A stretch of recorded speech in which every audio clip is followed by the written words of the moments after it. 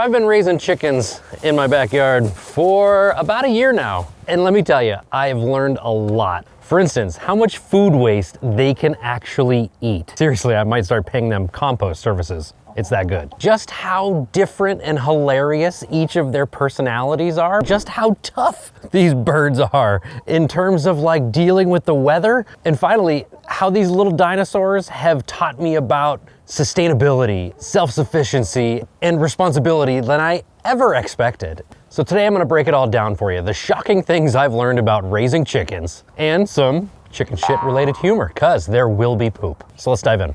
First, let's talk about food waste and greenhouse gases, because this is maybe one of the most shocking things you will experience and learn about yourselves after you get chickens. So I wanna start with a challenge. So today, I want you to grab like a plastic grocery bag and take all of your food scraps that you would normally throw away in a day. Whether it's leftover bread or some berries from the kids that they didn't eat, or just some leftover spaghetti or anything, even steak and chicken. Minimally. Take all of those food scraps and put them in a bag and weigh that bag at the end of the day. And you may or may not be really shocked about how much food you throw away right into your garbage can to send to the landfill. Hi. Now imagine instead of sending all of that food to the landfill, you sent it to your chicken coop or your chicken run like we do. Boom. Instant food recycling program. Studies actually show that one backyard chicken can consume 80 pounds of scrap food in a year. Yeah, you girl. Multiply that by a small flock and you've got hundreds of pounds of wasted food that is not wasted anymore. It is going to your eggs and your soil if you compost. We'll talk about that too. Now, why does this matter? Food rots in a landfill rapidly. It releases methane gas, which is 25 to 30 times more harmful to the environment than CO2, in terms of trapping heat, that is. Meanwhile, yard birds don't produce methane, meaning feeding food scraps to your chickens instead of tossing them in the trash reduces greenhouse gases. In fact, cities like Austin, Texas are actually paying people to put chickens in their backyard as a way of managing food waste. And my wife just sent me an article that some countries in Europe are actually doing the very same thing, but they're giving away chickens for free. Over 2,000 people in certain towns and cities have taken up the offer, and it is significantly reducing the food scraps that go to the landfill. Now let's talk about their personalities for a minute, because we selected our chickens, the ones that we wanted, based on their friendliness around children. Some birds will be more friendly with your kids. In fact, our 4-year-old picks up our chickens, especially these two buff Orpingtons. She picks them up and she dances with them. And she's done that since they were tiny little babies. And they seem to enjoy it. They cluck their heads and, sing Pink Pony Club with her as they dance around in the chicken run. So when we talk about personalities, when you go to select your chickens, you really need to know what kind of personality you could get with your yard birds, because it will make a big impact in how you feel and how they react around you.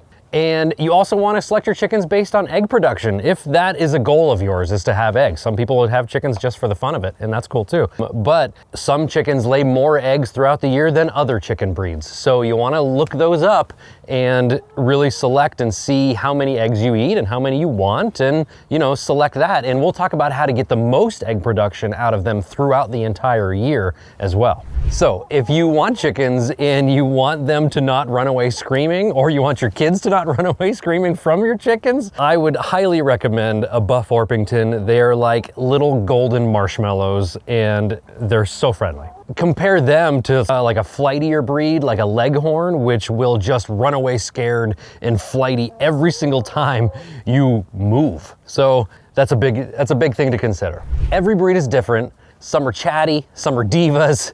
My girls are obviously chatty. You could probably, yep, there she is right there. But the best part is watching their personalities develop. It is kind of like a reality show in your backyard. Yes, girl, hi. I know, we gave you all of them. But there's some more here. Look, yeah, right there. Now let's talk about how they're resilient. And when I talk about resilience, I'm referring to temperatures. So when we selected our breeds, we live in a very cold climate. In fact, this winter was maybe the worst winter we've had in at least over a decade. Tons of feet of snow. We're actually second in the country so far this year for 2025 for the most snowfall in the entire country. We've had sub-zero temperatures, tons of ice, and crazy wind. Really, I didn't expect these ones to do as well as they did, and I'm gonna tell you why they did well. You really need to set them up for success. So if you live in a cold climate like we do, you wanna select breeds that are cold hardy, okay? Now, and if you live in a hot climate, vice versa, you wanna select chickens that are heat tolerant. Yeah, this one probably is a heat tolerant one. Those Buff Orpingtons are too, but also very cold tolerant. But this coop behind us that was actually built by my cousin Merle, we bought it used from him, but he built this and it's an insulated coop. So I highly recommend you have an insulated coop for your chickens so that you set them up for success so that they can deal with whatever environment or pressures that they will need to deal with. We did not put heat lamps in here. Those heat lamps, honestly, I think they're fine, but you really need to secure them really well, but they honestly scare me because if they fall, we've got wood chips on the ground in there and they will just instantly light up and destroy everything that you've tried to build in these little lives of theirs. So we used those electric brooder heaters. We used 2 of them over the winter and that kept it perfectly fine in there over the winter for them, mixed with the wood chips on the floor, add some extra insulation, and as well as the insulated walls. And they ploofed up their feathers pretty good for the winter. So they will take care of themselves if you take care of them. And one thing that we added in our coop was electricity, obviously, so we could plug in the heaters, but also a light bulb. So we put a smart LED light bulb in there and we can control when it comes on and how it comes on to kind of mimic daylight. Because in the wintertime, your hens will slow down their egg production. And that's just a natural thing. We added one single light bulb in there and we had that light bulb come on early in the wintertime so that they can adjust and it faded into brightness. So by the time this door automatically opened around 7:30 in the morning, they would already have about an hour and a half to 2 hours of daylight inside the coop. And then they'd come out today, and then when they'd go back in at night, it would be dark and they could go roost and have a good night's sleep. So chickens will want 14 to 16 hours of daylight per day. And in the wintertime here, we're lucky if we get 8 to 10. So that is a really good way to keep up your egg production. And some people say that by doing that, you actually limit the amount of eggs that you get. And that's just not scientifically true. So when these chickens are born, they are born with the exact number of eggs that they will produce in their body, right? In their system. They are born with what they will do. So by adding more production through the wintertime, you're not taking any away. You're just giving more up front in that time frame. So research actually shows that hens with artificial light in the wintertime lay 4 to 5 times more during the winter than hens without. So that little bit of light in January, February really saved us from buying $10 cartons of eggs. Science, man. Now another shocking thing is everything out here in the world wants to eat your chickens. I'm not joking. We started with 12, okay? We are down to 5. 6 of them died from predators. So we learned the hard way and we let them free range for the first parts of their lives after we raised them, actually literally in our living room. We had a big giant tub and we raised them in our living room to the point until they could be cold hardy and come out late spring, early summer, and then live the rest of their lives outside. So we let them run around, and for the first couple months, it was fine and it was lovely.